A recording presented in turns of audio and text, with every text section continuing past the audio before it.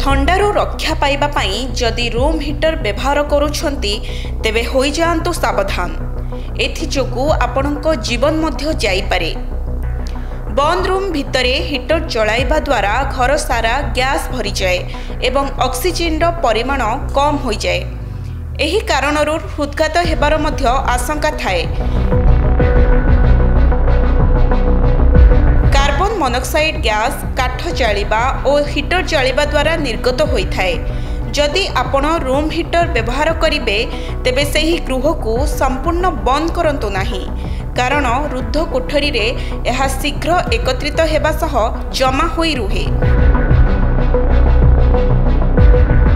विश्व स्वास्थ्य संगठन अनुसार कार्बन मोनोक्साइड रो साधारण स्तर 3.5 ppm होइथाए।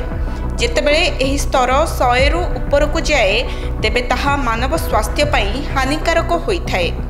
एहार प्रभाव रे जेउ लक्षण देखा जाए ताहा मुंड बिंधारू आरंभ होइथाए।